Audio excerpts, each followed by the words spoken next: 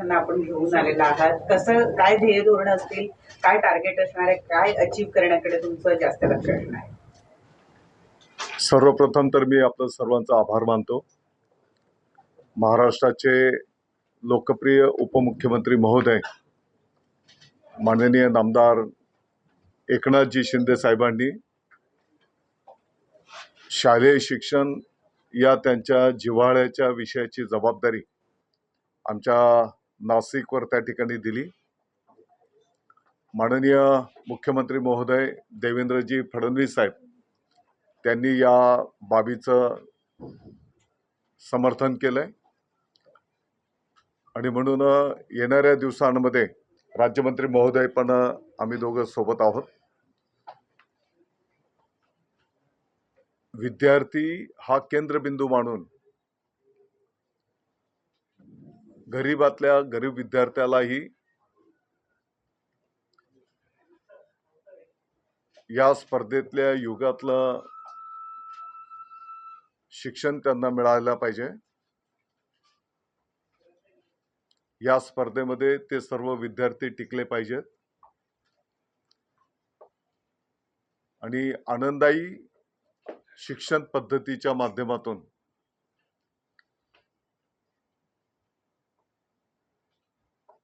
दर्जेदार शिक्षण कसं मिळेल त्या दृष्टिकोनातून आमचा विभाग काम करेल. विभागाच्याही अडीअडचणी आहेत, परंतु आत्ताच्या घडीला अडीअडचणी बाजूला ठेवून मुख्यमंत्री महोदय उपमुख्यमंत्री महोदयांना अपेक्षित असलेलं राज्यव्यापी कामकाज आमचा विभाग त्या ठिकाणी करून दाखवेल.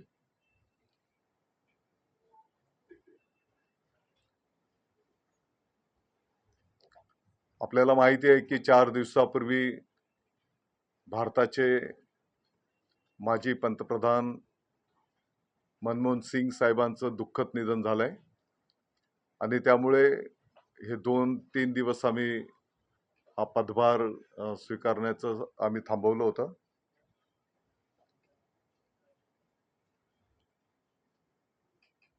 आदरणीय मनमोहन सिंग साहेब सुद्धा एक शिक्षकच होते आणि शिक्षकातनंच पुढच्या काळामध्ये त्यांनी मार्गक्रमण करून देशाच्या पंतप्रधान पदापर्यंत मार्गक्रमण केलंय. मी त्यांना संपूर्ण विभागाच्या वतीने भावपूर्ण आदरांजली व्यक्त करतो. आज नाशिक जिल्ह्यातले हे जिल्हा परिषद, नगरपंचायत, महानगरपालिका, काही खाजगी शाळांचे सर्व विद्यार्थी आहेत. वेगवेगळ्या क्षेत्रामध्ये त्यांनी कामगिरी यशस्वीरित्या संपादन केलेली आहे. अशा 50 विद्यार्थ्यांच्या उपस्थितीमध्ये या विभागाचा पदभार राज्यमंत्री महोदय आणि मी स्वतः या ठिकाणी स्वीकारलेला आहे. विभागाचे अधिकारी पण इकडे उपस्थित आहेत.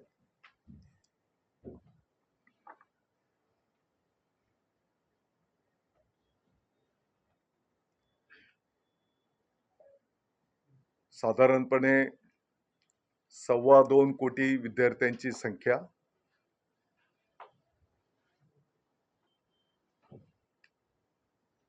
लाखाच्या पुढे शाळा आहेत,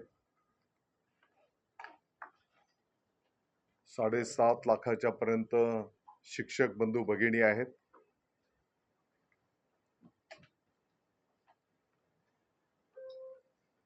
येणाऱ्या एक 8 दिवसामध्ये विद्यार्थी, त्यांचे पालक, शिक्षक बंधू भगिनी, आमचा विभाग, काही संस्था चालक आणि या क्षेत्रामध्ये ज्यांनी अनेक वर्ष नाविन्यपूर्ण कामकाज केलेलं आहे अशा अनेकांचं मनोगत त्या ठिकाणी आम्ही जाणून घेऊ, त्यांचे अनुभव, त्याच्यातनं जे जे चांगलं आहे, यापूर्वी या विभागाच्या माध्यमातून चांगलं कार्य संपन्न झालेलं आहे.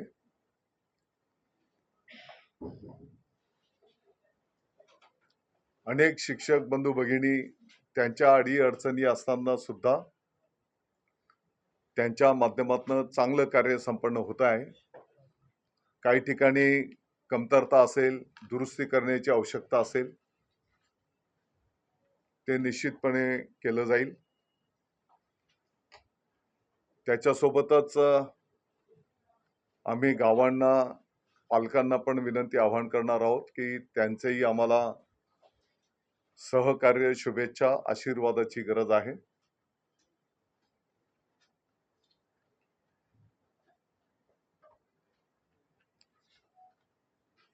एकंदरीत येणाऱ्या काळामध्ये अगदी याचा एक रोड मॅप आम्ही तयार करू.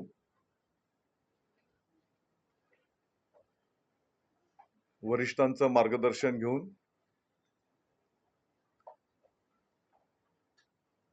त्या विषयांवर टप्प्याटप्प्याने मार्गक्रमण करू. संपूर्ण महाराष्ट्र सध्या गाजतंय. या चिमुकलीचं नेमकं नाव काय आहे आणि ती सोबत आली आहे?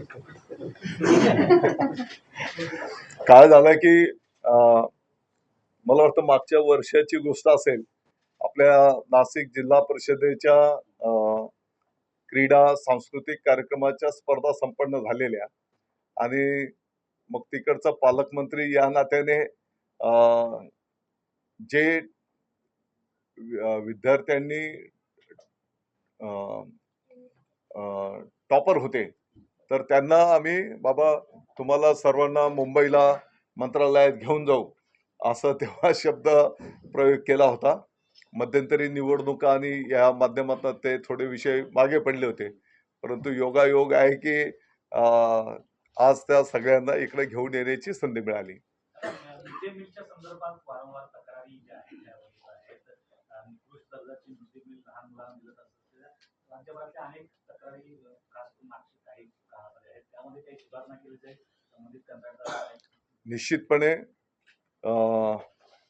शेवटी हा लहान विद्यार्थ्यांशी संबंधित विषय आहे, आणि म्हणून मी जसं म्हटलं की कुठे काही आजही कुठल्या जिल्ह्याच्या विद्यार्थ्यांना काही त्रास झाल्याची बातमी आहे. आमच्या विभागाला मी तिथलं सगळं माहिती घ्यायला सांगितलेलं आहे. विद्यार्थ्यांची आरोग्याची परिस्थिती पण माहिती घ्यायला सांगितलेलं आहे. परंतु अशा चुका होणार नाहीत असं संबंधितांना स्पष्टपणे निर्देश दिले जातील. खासगी शाळांची फी वाढीबद्दलची जी सध्या मजुरी आहे ती कशी मोडीत काढणार? पालक त्रास आहेत, बसच्या फीज देखील वाढवण्यात आल्या. मला वाटतं की आज विभागाचा पदभार घेऊ, डिपार्टमेंट समजवून घेऊ, आणि जे जे आपल्या कार्यक्षेत्रामधल्या ज्या ज्या बाबी आहेत, शेवटी गरीबातल्या गरीब विद्यार्थ्याला सुद्धा त्या ठिकाणी या स्पर्धेच्या युगातलं शिक्षण त्याला पण मिळालं पाहिजे. आवश्यकता असेल ई तंत्रज्ञानाचा वापर करणं, काही गोष्टी ऑलरेडी तयार केलेल्या आहेत आम्ही की कशा पद्धतीने आपल्याला पुढे जायचं आहे. परंतु मला वाटतं की एक आठवडाभर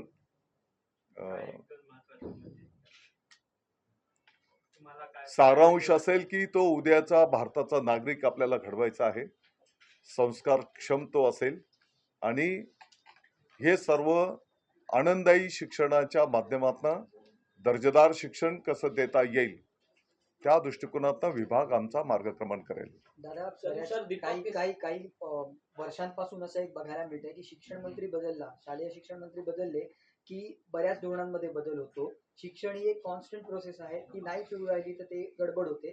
तुम्ही आधीच्या तुमच्या पूर्वसुरींनी जे काही सेट केलंय ते कॉन्स्टंट घेऊन जाणार आता, कारण आता एक राज्य एक गणवेश योजनेबाबत पण आपण बघितलं, मध्येच तो GR आला, मध्येच परत बदलला. अशा अनेक चेंजेसमुळे डिस्टर्ब व्हायला होतं, तर त्याच्याबाबत तुमचं काय म्हणणं? मी सांगितलं की जे चांगले कामकाज आहेत ते पुढे कंटिन्युएशन मध्ये होतील. जिथे विद्यार्थ्यांच्या, पालकांच्या, नागरिकांच्या सूचना असतील त्या सूचनांचं आम्ही स्वागत करू आणि इन लार्ज जे अपेक्षित असेल त्याप्रमाणे मार्गक्रमण करू. आता स्काउट गाईडचे कापड 2 महिन्यांच्या पासनं तालुका पातळीवर गेलेले आहेत. 26 जानेवारी आता तोंडावर आहे, परंतु काही टेक्निकल कारणास्तव ते कामकाज ड्रेस शिवण्याचं थांबलेलं होतं. मी परवा माहिती घेतल्याच्या नंतर ताबडतोबीने सूचना केलेली आहे की ते तालुका पातळीवर तुम्ही त्याचं शिवण कामाचं ई निविदा करा आणि संपूर्ण महाराष्ट्राच्या विद्यार्थ्यांना 26 जानेवारीच्या आत स्काउट गाईडचे ड्रेस त्या ठिकाणी उपलब्ध झाले पाहिजेत आणि 26 जानेवारी त्या गणवेशामध्येच विद्यार्थी साजरे करतील. सरकारने देखील नाराजी व्यक्त केली आहे की जी योजना आहे ती कॅन्सल नाही केल्या पाहिजे. मला विचारात घेतलं पाहिजे कुठला एक राज्य बदल केला आहे तर तो करताना किमान मला विचारात घेणं अपेक्षित आहे. प्रकारची नाराजी त्याचा शासन निर्णय काढून तो मी तुम्हाला स्काउट गाईडच्या ड्रेस कोड बद्दल सांगितलं. ऑलरेडी ते कापड तालुका पातळीवर पोचलेलं आहे, परंतु स्टिचिंग करता ते थांबलेलं. नाही सर, त्याच्यात असं आहे की शासन निर्णय जो धोरणात्मक आपण घेतला होता तो निर्णय शालेय शिक्षण विभागानं आता काही दिवसापूर्वी रद्द केला. त्यानंतर केसरकर सरांची प्रतिक्रिया आली. मी माहिती घेतो. अधिवेशन काळामध्ये दुसरं आणखीन एक हिवाळी अधिवेशन. अधिवेशन संपल्यानंतर विभाग घोषित झाले ना. बरोबर. आणखीन एक गाजलेला मुद्दा की 1 एप्रिल पासून शैक्षणिक वर्ष सुरू करायचं असं, आणि त्याला बऱ्याच म्हणजे शिक्षण तज्ञांपासून विद्यार्थ्यांपासून पालकांचा सगळ्यांचा विरोध आहे. तुम्ही म्हणताय की विद्यार्थी पालक शिक्षकांच्या सूचना विचारात घेऊन आपण पुढे जाणार आहोत, तर 1 एप्रिल शाळा सुरू करण्याचा निर्णयाचं काय होईल? मी परत आपल्याला विनंती करतो की एकदा आजचा हा कार्यक्रम संपला, विभागाकडनं माहिती घेतली की आम्ही राज्यमंत्री महोदय, मी स्वतः, आमचे विभाग तुम्हाला त्यातल्या त्यात जे विद्यार्थ्यांच्या हिताचं आहे, उद्याला तो भारताचा नागरिक घडवत असताना त्याला ज्या गोष्टीमध्ये आवड आहे आणि ज्या गोष्टीमध्ये त्याला पुढे मार्गक्रमण करायचं आहे. सर, हिंदी में जानना चाहेंगे विद्यार्थ्यांच्या पाठीवरचं ओझं कमी करण्यासाठी कोणती उपाय आहेत? पाठीवरचं ओझं ऑलरेडी कमी केलेलं आहे ना. पुस्तकाचा जो विषय पुन्हा केसरकर साहेब बोलले की ती पानं फाडण्याचा जो उपक्रम होता तो पुन्हा चालू ठेवणार नाही. पुस्तकामध्ये कोरी कागद टाकली होती, आताचा निर्णय की कागद काढणार आहेत, नवीन पुस्तक जसं ते वसं देणार आहे. कागद टाकली होती तर का टाकली होती आणि कागद आता काढायचं कोण बोललं तर ते का काढायला बोलतोय, तर सगळ्या गोष्टी समजून घेऊ ना आपण, आणि जे विद्यार्थ्यांच्या हिताचं असेल त्याच्यावर आपण जाऊया.